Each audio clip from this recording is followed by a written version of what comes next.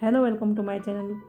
आज हम कक्षा 8 का जो उड़ान प्रोजेक्ट के तहत हमें कार्य पुस्तिका मिली है उसका पाठ 13 करते हैं। कार्यपत्रक 1 है। श्याम अपनी दादी के पास बैठकर कहानी सुन रहा था। अचानक गली में पटाखे बजने की जोर जोर की आवाज़ आनी शुरू हो जाती है। श्याम के लिए यह असहनीय हो जाती है तो अपने दोनों कानों को हाथों से ढक लेता है। मतलब अपनी दादी के साथ गली में बैठा था और कहीं पर जोर जोर पटाखे बजने की आवाज़ आई। तो जब पटाखे बजते हैं तो हम भी अपने कानों पर हाथ रख लेते हैं, क्योंकि वो बहुत तेज़ होती है। पटाखों की आवाज़ काफ़ी तेज़ होती है। अब उसे पटाखे की आवाज़ बहुत धीमी सुनाई देती है। जब कानों पर हम हाथ रख लेते हैं तो हमें कोई भी आवाज़ धीमी सुनाई देती है, परंतु उसकी दादी की आवाज़ उसको सुनाई नहीं देती। और पटाखों की आवाज़ फिर भी थोड़ी थोड़ी सुनती है, लेकिन दादी की आवाज़ उसको बिल्कुल नहीं सुनाई देती।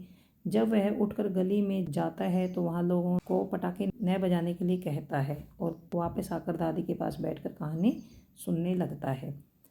तो यह है, सुनने के लिए हम शरीर के किस अंग का उपयोग करते हैं? तो कानों का उपयोग करते हैं। कौन सी आवाज़ प्रबल थी? तो तेज आवाज़ किसकी थी? तो दादी की आवाज़ नहीं थी, पटाखे की आवाज़ तेज थी। ऐसे कुछ यंत्रों या वस्तुओं के नाम लिखो जिनकी आवाज़ें आपको अच्छी लगती हैं या परेशान करती हैं। तो देखिए, जिनकी आवाज़ें अच्छी लगती हैं वो तो ये यहाँ लिख लेते हैं, जिनकी आवाज़ हमें परेशान करती है वो यहाँ लिख लेते हैं। बांसुरी, गिटार, सितार, ढोलक, हारमोनियम, इनकी आवाज़ें हमें अच्छी लगती हैं। गाड़ियों की आवाज़, मशीनों की आवाज़, औजारों की खटखट या तेज जो डीजे बजते हैं उनकी आवाज़ें हमें परेशान करती हैं। कार्यपत्रक 3 है। निम्न वाद्य यंत्रों को पहचान कर उनके नाम लिखो। तो ये तबला है, ये सितार है, ये बांसुरी है, ये ढोलक है, ये बीन है और ये हारमोनियम है। आपने इनमें से किन किन वाद्य यंत्रों को सुना है? हमने सभी की आवाज़ सुनी है। आपको सबसे अच्छी किस वाद्य यंत्र की आवाज़ लगती है? बांसुरी की।